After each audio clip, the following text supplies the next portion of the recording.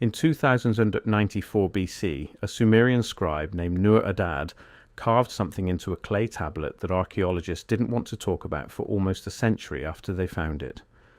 He wrote about the last giant he saw die, not metaphorically, not symbolically. He described a being over 12 feet tall collapsing in the streets of Ur, while crowds gathered to watch something they knew would never walk the earth again. The tablet sat in a British museum basement until 1998. When researchers finally translated it fully, they realized Nur-Adad wasn't writing mythology. He was writing an obituary.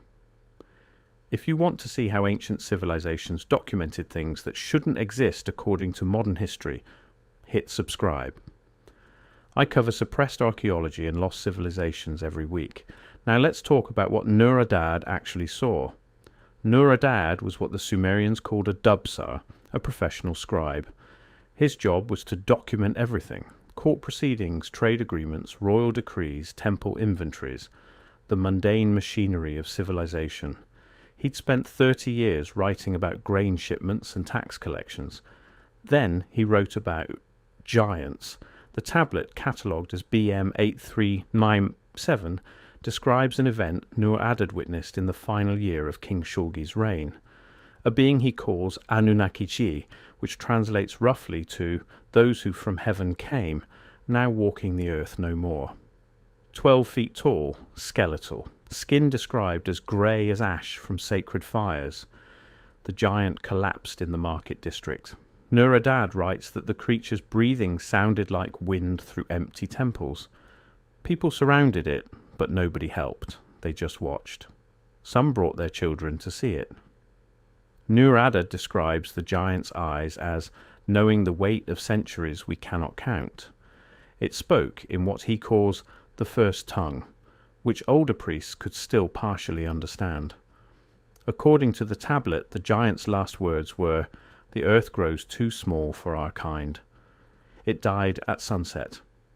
Nur-Adad writes that the body was removed by temple priests during the night. By morning there was no evidence it had ever been there. Except for his tablet. Here's where this gets interesting. Nur-Adad wasn't the only one writing about giants in that period. Between 2100 BC and 2000 BC, there's a cluster of Sumerian, Akkadian and early Babylonian texts that all describe the same thing. The last generation of giants, not as gods, not as myths, as beings who were dying out. A tablet from Nippur, dated around 2080 BC, describes the tall ones who no longer multiply. Another from Lagash mentions the ancient race fading like morning stars. These aren't religious texts. They're administrative records, personal letters, merchant logs. The Tartaria tablets found in Romania and dating to around 5500 BC show identical symbols to Sumerian cuneiform, but they predate Sumerian writing by over 2,000 years.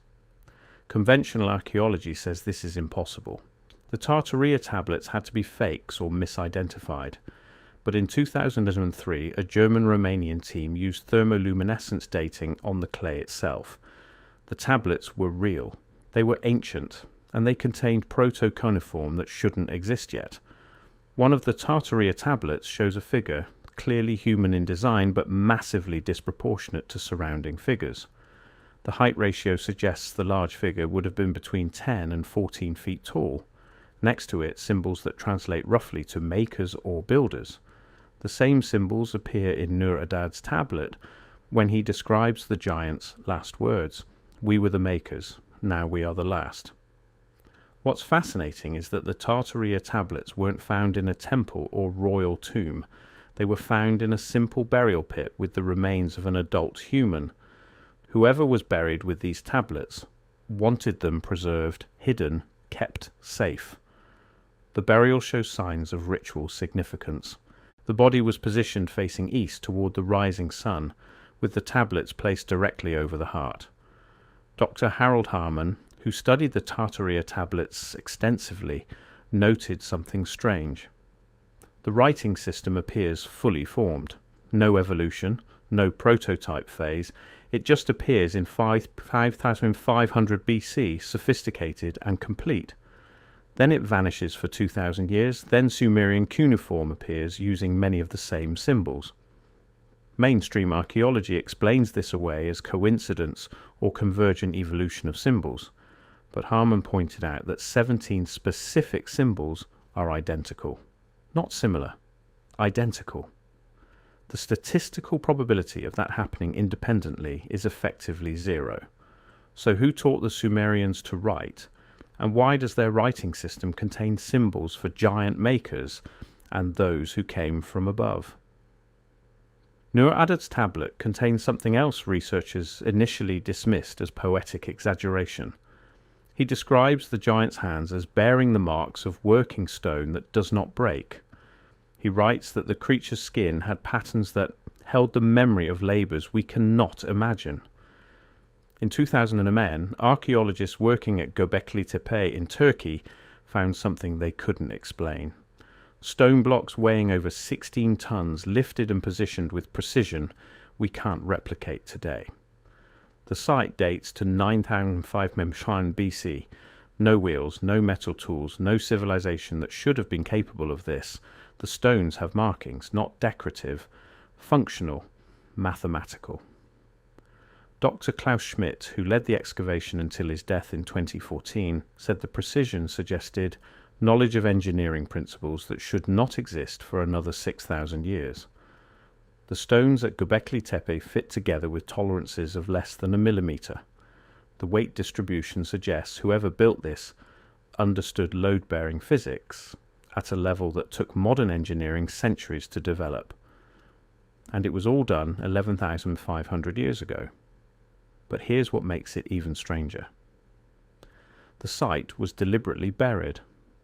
Someone took the time to fill the entire complex with dirt and rubble, preserving it perfectly for thousands of years. Why would a society bury their greatest architectural achievement? Unless they were trying to hide something, or preserve evidence of something they knew would be forgotten. The pillars at Göbekli Tepe show beings with elongated skulls and unusually tall proportions.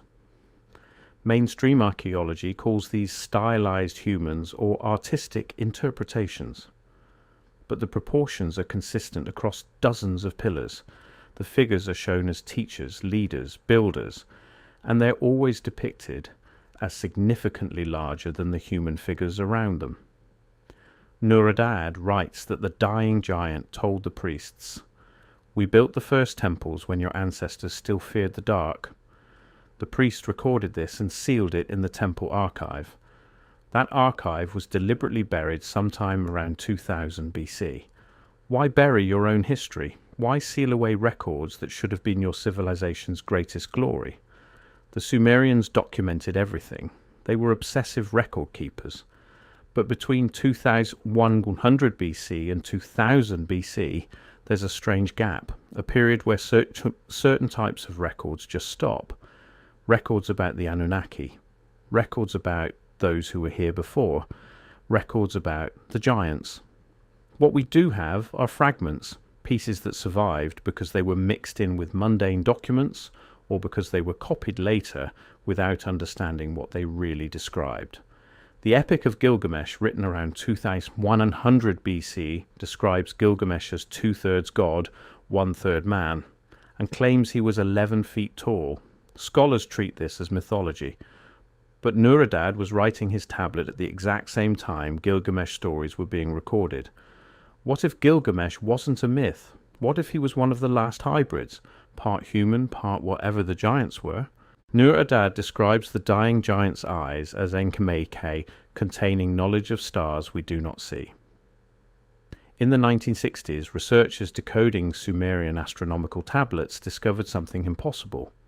The Sumerians had accurate information about planets that can't be seen without telescopes. They knew about Neptune, they knew about Uranus, they had detailed information about planetary orbits that we didn't confirm until the 20th century.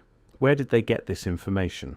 The standard explanation is that they made lucky guesses, or that we're misinterpreting the symbols. But the orbital mechanics described in these tablets are mathematically accurate.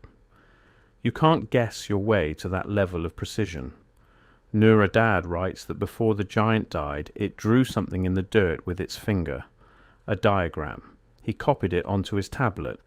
It shows 7 circles around a central point with specific distance ratios between them. It's our solar system, including planets the Sumerians officially didn't know existed. The giants' last act was to show them where it came from, or maybe to show them what humanity had forgotten. In 1976, Zechariah Sitchin published translations of Sumerian texts that mainstream archaeology refused to acknowledge. He claimed the Sumerians described a planet called Nibiru, home of the Anunnaki, that passed through our solar system every 3,600 years. Academia destroyed him for it. But Sitchin's translations weren't wrong. They were just inconvenient. The tablets he referenced are real. The translations are accurate. What scientists dispute is his interpretation of what the Anunnaki actually were. Nur-Adad never mentions a planet. He describes the giant as walking the earth since the time of the first waters. The Sumerian flood myth dates to around 4000 BC. If the giant was already ancient by then, how long had these beings been here? The tablet describes the giant's death as the last of its line. Not the last giant overall, but the last of a specific lineage. Nur-Adad writes that the priests told him there were others, but they had returned to the high places, or gone beneath the earth where the old cities sleep. In 2008, explorers in the Taos caves of Ecuador found a chamber containing metal plaques with unknown writing. The symbols matched no known language. Carbon dating on organic material in the chamber suggested it was sealed around 2000 BC, the same period the Sumerians buried their giant records. The Taos plaques describe the old ones who shaped the first stones. One plaque, translated by Colombian linguist Jaime Gutierrez, references the last of the tall ones departing to the places beneath, where they would wait for the next turning of ages. The chamber where these plaques were found was carved with tools that left marks inconsistent with any known ancient technology. The walls showed evidence of extreme heat application, something that requires temperatures above 100 degrees Celsius. The indigenous Shua people who live near the caves have legends about the tall ones who went below when the world became hostile to their kind. In 1976, a joint British-Ecuadorian expedition explored the Taos caves. The team included Neil Armstrong, the first man to walk on the moon. Why would NASA send an astronaut into caves in Ecuador? The official reason was scientific curiosity. The expedition's findings were classified and never publicly released. Cultures across the planet all around 2000 BC suddenly stopped talking about giants. The Sumerians buried their records. South American tribes sealed their caves. Egyptian records from this period show a purge of older texts from temple libraries. Something happened. A decision was made. Collectively, across multiple continents, human civilizations decided to forget. Nur-Adad's tablet ends with a line that researchers initially thought was his personal commentary. He writes, "We watched the last of the makers die, and with it dies the memory of who built the first temples, who taught us to read the stars, who showed us how to shape stone that would outlast empires. We are alone now, and we will forget." He was right. We forgot. The tablet sat in the British Museum basement for 93 years because nobody wanted to classify it. It didn't fit any category. It wasn't mythology because it was too specific and mundane. It wasn't history because it described something that couldn't have existed, so they buried it again. In a basement, in a catalogue system designed to make it hard to find. Dr. Samuel Kramer, the Assyriologist who first fully translated BM 83957 in 1998, published his findings in an obscure academic journal that folded 3 years later. His translation has never been reprinted. The British Museum's official catalogue still lists the tablet as administrative record, unclear content.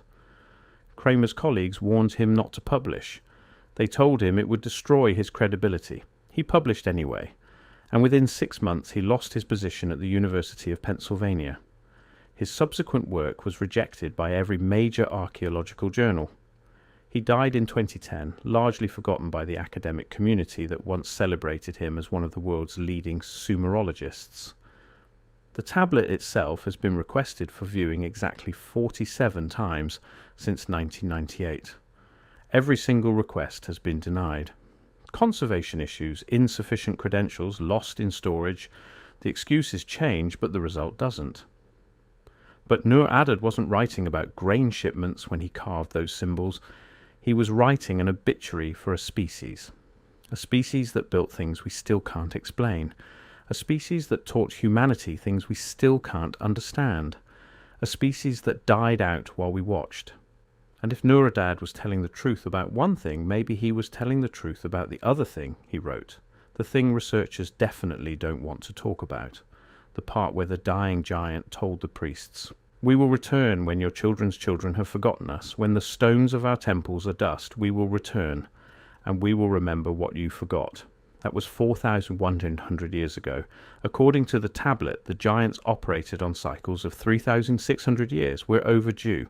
Nur-Adad's tablet is still in the British Museum. Catalogue number BM 839057. You can request to see it, but they'll probably tell you it's in conservation, or that you need special credentials. They've been saying that since 1998.